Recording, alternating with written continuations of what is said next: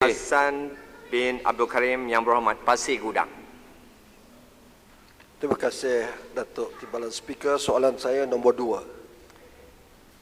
Sila Menteri Kerja Raya untuk menjawabnya. Tuan Yang Dipertua, untuk maklumat Ahli Yang Berhormat Pasir Gudang, projek yang dimaksudkan adalah projek menaik taraf Jalan Persekutuan Pasir Gudang FT17. Projek ini terbahagi kepada 4 fasa, iaitu fasa yang pertama, fasa 2A, fasa 2B dan fasa 3. Fasa 1 bermula daripada persimpangan Kangkar Teberau sehingga ke persimpangan Plentong, melibatkan jajaran sepanjang 8 km dan telah siap pada 31 Disember tahun 2015. Manakala fasa 2A pula bermula dari persimpangan Plentong dan berakhir di persimpangan Bandar Shah Alam dan Taman Rinting, melibatkan jajaran sepanjang 7.7 km dan telah siap pada 31 Oktober tahun 2018. Bagi meneruskan kesinambungan projek tersebut, pihak kerajaan telah pun meluluskan peruntukan bagi melaksanakan fasa 2B, iaitu dari persimpangan Bandar Shah Alam dan Taman Rinting ke persimpangan Pasir Gudang. Status terkini pelaksanaan projek ini adalah di peringkat pelantikan juruukur.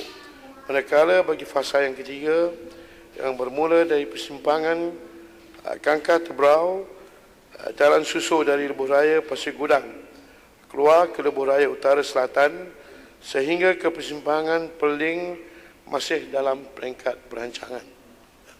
Terima kasih Menteri. Timbalan Menteri, sila Pasir Gudang, soalan tambahan pertama. Terima kasih Tuan Speaker.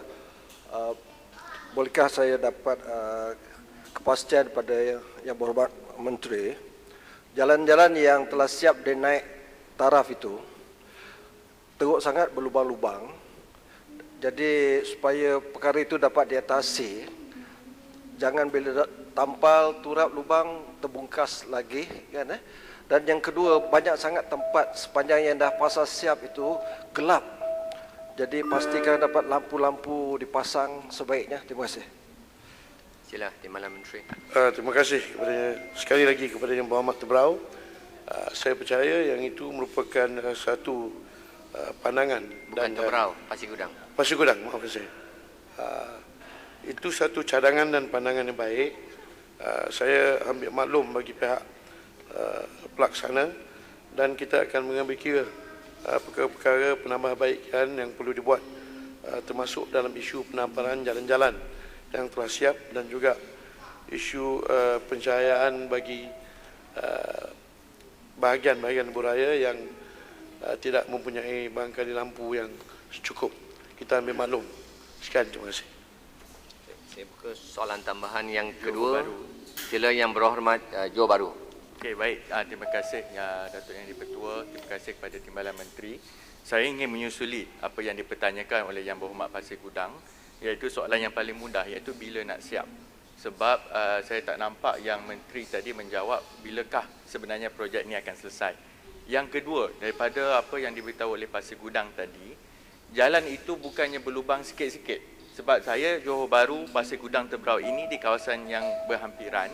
Jadi pengguna-pengguna itu merasakan tidak selamat menggunakan jalan tersebut, manakala laluan itu masih menjadi laluan utama daripada Pasir Gudang ke Bandaraya dan juga ke sekitar kawasan daerah Johor Bahru ini. Jadi kalau boleh daripada peringkat JKR ataupun peringkat Menteri untuk pastikan bahawa bila sebut naik taraf itu dia naik taraf. Bukannya hanya kira kita tutup lubang terbuka dan sebagainya. Kalau boleh, saya juga last kali mohon supaya Timbalan Menteri ataupun Menteri turun bersama-sama dengan ahli-ahli parlimen sekitar tersebut. Kita tengok sendiri bahawa yang daripada pihak kementerian tahu betapa teruknya di lebuh raya Pasir Gudang. Terima kasih Johor Bahru.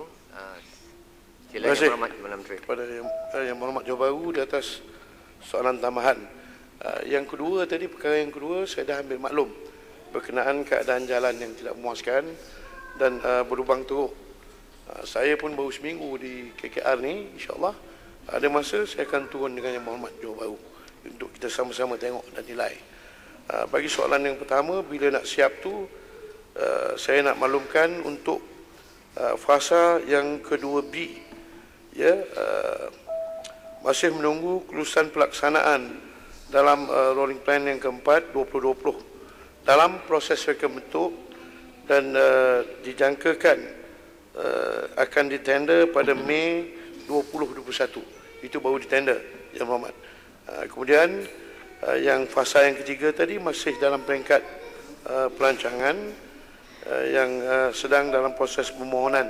Ini mengambil kira proses-proses planning and design dan juga proses perolehan dan seterusnya.